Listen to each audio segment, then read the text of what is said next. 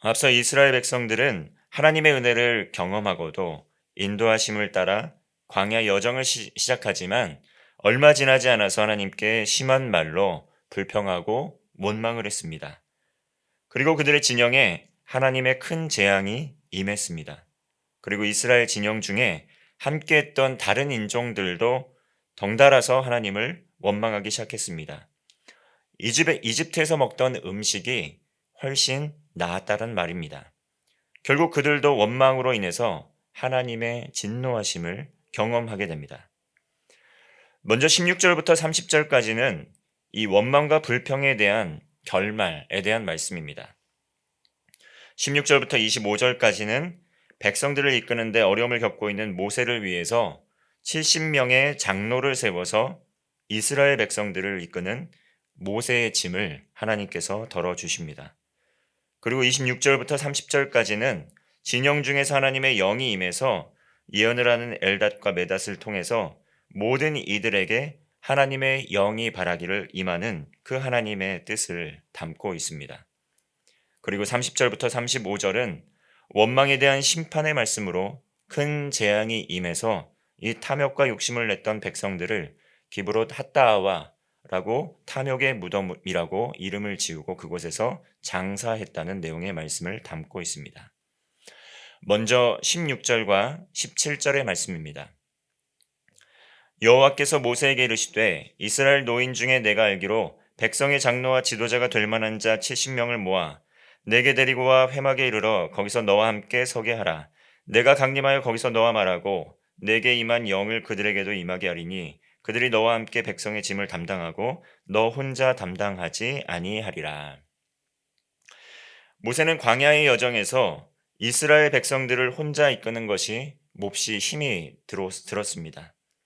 책임이 몹시 중요하기 때문에 자신은 더 이상 감당할 수 없는 고난이다라고 하나님께 기도합니다.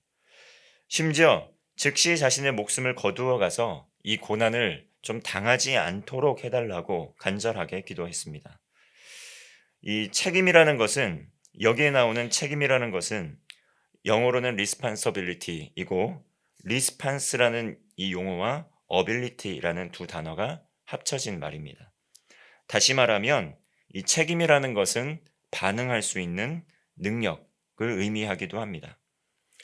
하나님께서 맡겨주신 것이 몹시 많은데 응답할 것이 너무 많은데 혼자서는 그것에 모두 응답할 수 없기 때문에 책임이 너무 무겁게 느껴졌다라는 것입니다. 하나님께서는 광야 여정에서 이스라엘 백성들을 가나안 땅으로 이끄시는 그러한 목적을 가지고 계셨습니다. 그들을 구원하는 것이 이 광야 여정의 목적 아니었겠습니까? 그런데 그 과업을 완수하는 데 있어서 그 맡겨진 하나님의 부르심과 하나님의 명령에 응답할 것은 참으로 많았지만 스스로 이 모든 것을 감당하기엔 너무 어려웠기 때문에 그것이 버거웠다는 것이죠. 그래서 하나님께서는 이러한 어려움을 겪는 모세를 위해서 이스라엘 노인 중에 백성의 장로, 지도자가 될 만한 70명을 모으라고 말씀하십니다. 그리고 모세에게 임한 영을 그들에게도 임하게 하셔서 함께 백성의 짐을 담당할 수 있도록 그 방법을 마련해 주신 것입니다. 이처럼 아무리 능력이 출중하고 하나님께서 구별하여 세우신 모세라 할지라도 그러한 영적 지도자라 할지라도 혼자서는 모든 것을 감당할 수가 없습니다. 믿음의 동역자가 함께 이 하나님 나라를 위하여 이 도울 수 있는 그러한 도움의 손길들 필요합니다. 하나님 나라의 이 사명을 완수하기 위해서 응답해야 될 그러한 사역이 매우 많습니다. 정말 우리가 믿음으로 반응하게 될 때 우리 혼자만의 능력으로는 감당할 수 없는 일들이 참으로 많다라는 것이죠. 이를 위해 하나님께서도 이 오늘날 교회에 많은 직분자들을 세워주셨습니다. 그리고 각 봉사부서에 많은 분들이 이러한 섬김의 사역을 위해 하나님의 거룩한 책임을 맡고 사명을 다하고 있습니다. 그러나 우리에게 맡겨주신 그 사명, 그 책임이 무엇인지, 무엇에 반응하며 무엇에 반응할 능력을 갖추어야 하는지 그것을 아는 것은 매우 중요합니다. 그렇게 할 때 이 광야와 같은 인생길에서 길을 잃지 않고 똑바로 나아갈 수 있습니다. 하나님께서 우리를 거룩하게 구별하여 세워주셨음에도 불구하고 무엇에 응답해야 될지 그리고 어떤 능력을 갖추며 나아가야 될지 그것을 잘 알지 못하게 될 때 하나님께 온전하게 제대로 반응을 할 수 없다라는 것이죠. 우리가 이 광야와 같은 인생길에서 똑바로 나아갈 수 있는 비결, 하나님의 부르심과 사역의 방향성, 또 때로는 인생의 목적 잃지 않고 책임성을 갖고 믿음으로 반응하며 나아가기 위한 방법 중에 하나는 무엇이겠습니까? 그것은 바로 오늘 본문의 말씀처럼 70명의 장로들에게 모세에게 임한 하나님의 영이 임했다라고 이야기를 하고 있습니다. 다시 말하면 하나님의 영이 함께 하심으로 말미암아 하나님의 주권, 또 하나님의 통치, 또 하나님의 다스림, 하나님께 붙들린 삶을 사는 이들이 하나님께서 맡겨주신 사명을 잘 책임성 있게 감당하며 올바른 길로 나아갈 수 있다는 것이죠. 하나님께서 우리에게 맡겨주신 사명은 매우 귀중한 사명입니다.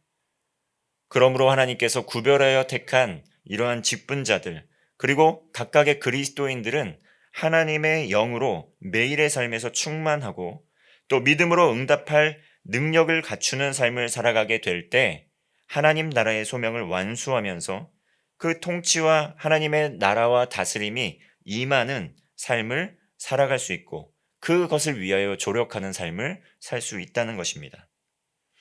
하나님의 영으로 충만하여서 정말 책임성 있게 하나님 나라의 사명을 잘 감당하는 성도 되시기를 바랍니다. 다음으로 하나님께서는 능력의 하나님이십니다. 백성들이 이 주어진 음식에 대해서 또 불평을 하자 하나님께서는 고기를 주어 먹게 하실 것이라고 말씀을 하십니다. 그런데 이 고기를 주시는 것이 하루나 이틀, 닷새, 20날일 뿐만 아니라 한 달 동안 질리도록 먹게 하실 것이라고 말씀하십니다. 그런데 모세는 이렇게 이야기합니다. 장정만 60만 명인데 어떻게 그렇게 많은 고기를 공급하시겠다고 말씀하십니까? 어찌 보면 하나님의 능력을 의심한 말이었습니다. 그도 그럴 것이 자신의 상상으로는 자신의 이해력으로는 정말 이해를 할 수 없었기 때문입니다. 그래서 하나님께서 말씀을 하십니다. 23절의 말씀입니다. 23절의 말씀을 함께 합독하겠습니다. 시작. 여호와께서 모세에게 이르시되 여호와의 손이 짧으냐 내가 이제 내 말이 내게 응하는 여부를 보리라. 아멘.